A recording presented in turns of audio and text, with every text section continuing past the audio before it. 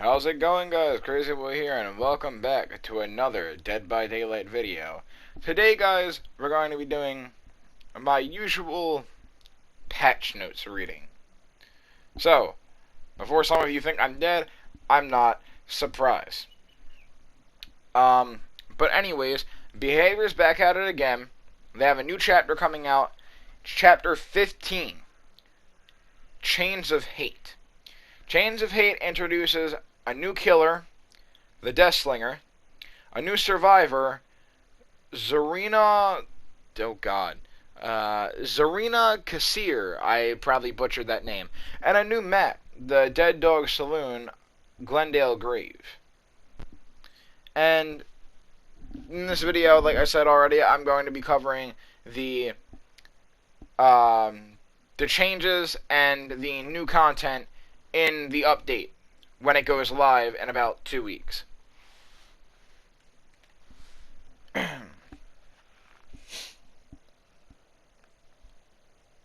So, I have my little notepad here. We're going to start out. I'm going to give you guys the order we're going to go in. First, we're going to cover the killer power, and then the killer perks, and the survivor perks, and a couple other surprises I have down the line that I don't want to announce just yet.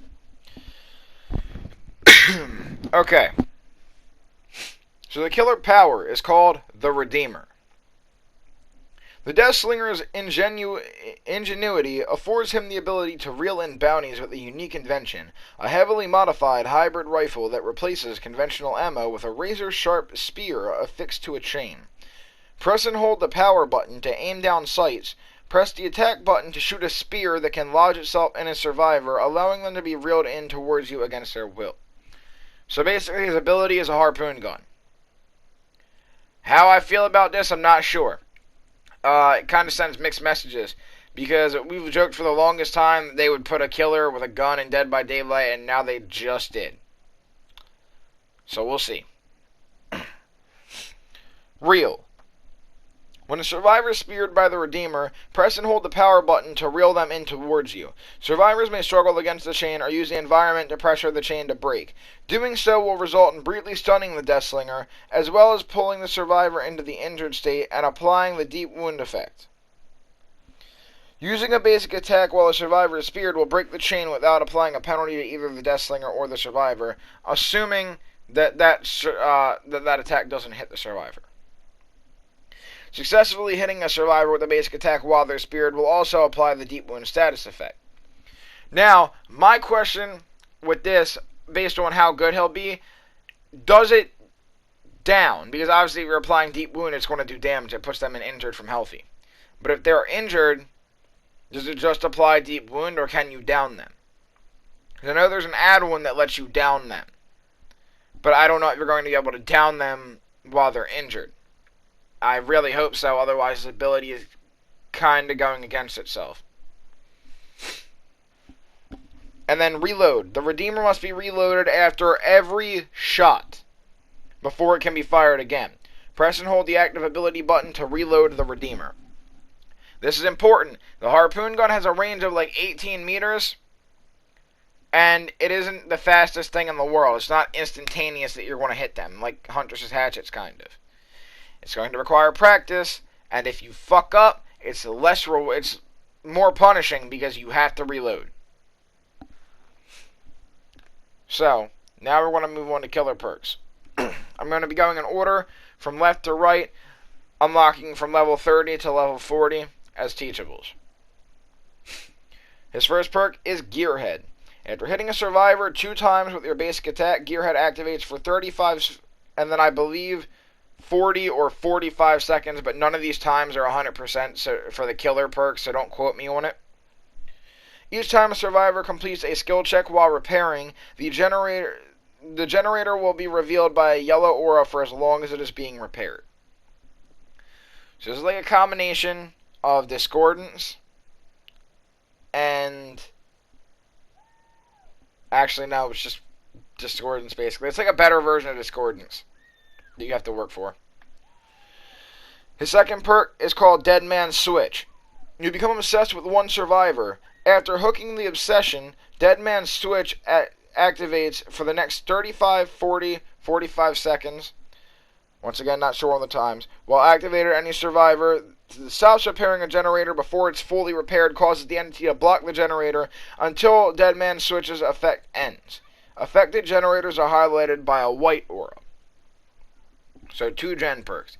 That perk doesn't seem too bad, but you're going to have to couple it with something else. So you might want to do like surveillance or something. I don't know.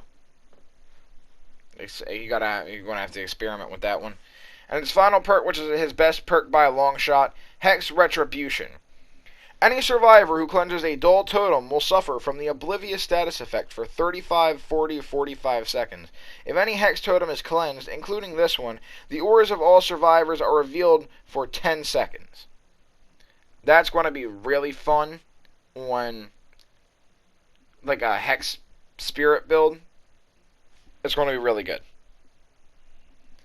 Now, I don't have much to say on his perks, because the real winners for perks of this DLC lay with the survivors. Zarina, I believe her name is. Once again, we're going to go from left to right. I'm not sure about the times for the first one, but I am sure about the times for the second and third one. Alt the record.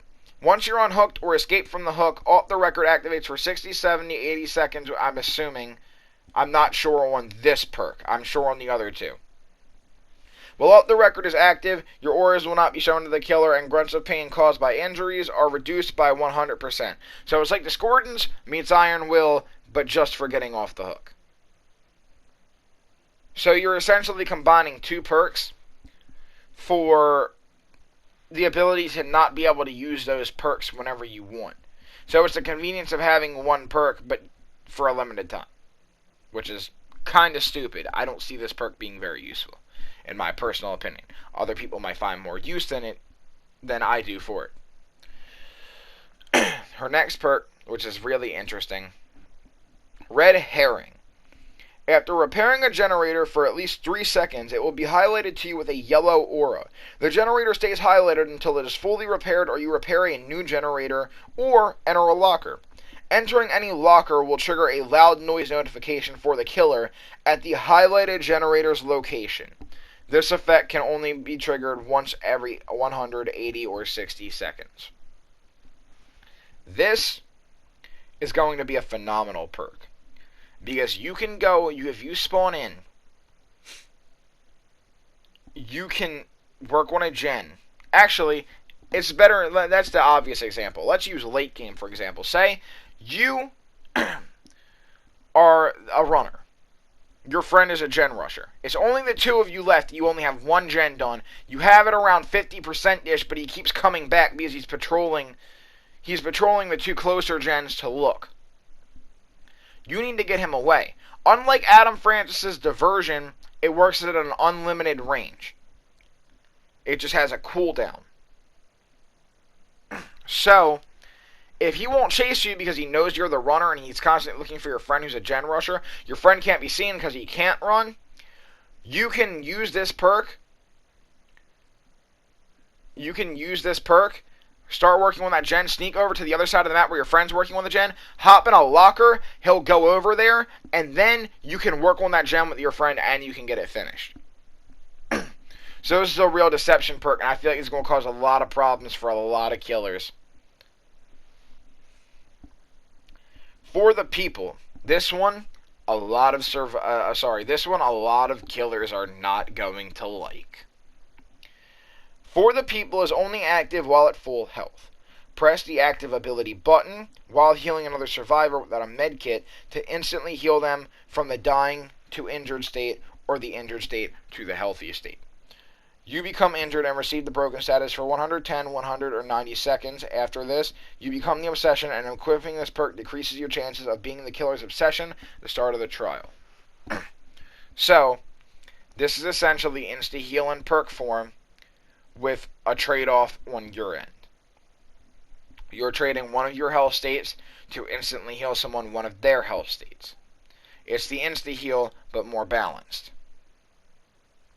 But I do not see a limit to the amount of times this can be used, and that is why it's kind of scary. Because if you can use this more than one time, that could be very problematic for the killer if everyone has it. Anyways, moving on to our surprise. The Trapper is receiving a buff. And while it is just 2 changes, it is probably the best thing they could have done for Trapper. Trapper just became like at least 2 tiers higher on the list than where he was. Survivors are no longer able to sabotage bear traps with Saboteur or with a toolbox. You cannot break the Trapper's bear traps any longer, which is something that really needed to be made a thing. And we finally got what we've been asking for all this time. The Trapper can now reset his traps without having to pick them up. Those 2 changes make a whole world of difference. The trap resetting saves time, and the trap sabotage is just more of like a quality of life for him.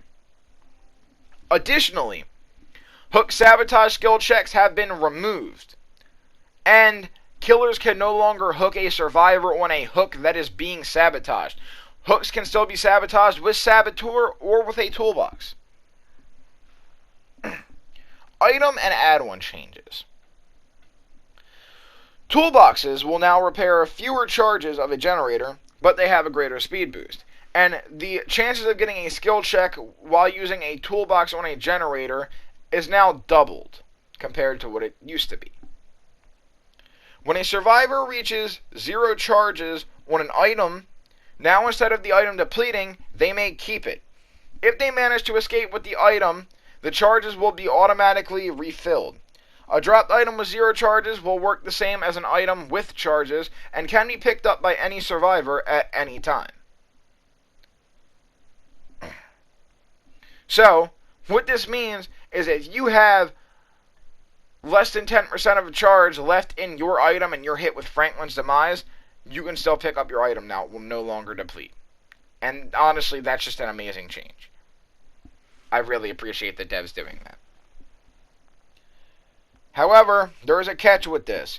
When you escape a trial with an item, you will now lose your add-ons for that item. And yes, I'm not just talking about how you would lose a Styptic agent if you used it, or a brand new part if you used it. If you took in charge add-ons with your item, you lose those charge add-ons, regardless if you use them or not, if you escape with that item. Which is very different. I'm actually kind of curious to see how this will play out. I don't use my items and add-ons anyway, so it won't really affect me, but we'll see how it turns out for other people. And one thing that I do really like about that, though, is it turns into a make or break for a lot of people. So if you're bringing anti-hemorrhage or Styptic agent or a brand new part, there's no more of, oh, if I don't use it, I can just escape with it and use it next game. You have to use it. Or you could bring something else that I'm going to discuss later. Oh, and one more thing that I should mention is all Splinter offerings have now been disabled. You can no longer get them in the Blood Web. You can no longer use them. They are no longer a thing. They are out of commission, just like the Moon Bouquets. So, that's an important note. Previously, the Splinters were used to playtest DLC killers. That's no longer a thing. So, doesn't really make a difference to me, but if you're someone who liked the Splinters, then sorry? I don't know. You can buy most of the killers at the work, so you can buy most of the killers with shards now anyways, so it doesn't really matter. I guess is essentially the way they looked at it. Real quick, I gotta touch on the Doctor's base power, which was changed again. A lot of his add-ons, I believe, might have been looked at a bit more, but they realized that the Doctor's Madness was not really adequate enough, especially skill check wise. So what they did is they took Obedience Tier 3, which is the purple one, that reversed your skill checks.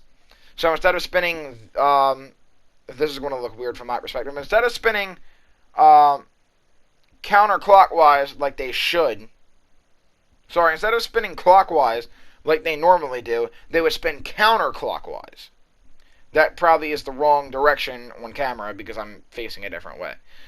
But now that Obedience add-on is now built into his base power, so when you get a skill check, a Madness skill check, I should say, there's a 33% chance the skill check will move, a 33% chance it'll be reversed, and a 33% chance that it will move and be reversed, which is really going to be painful considering I struggle with reverse skill checks.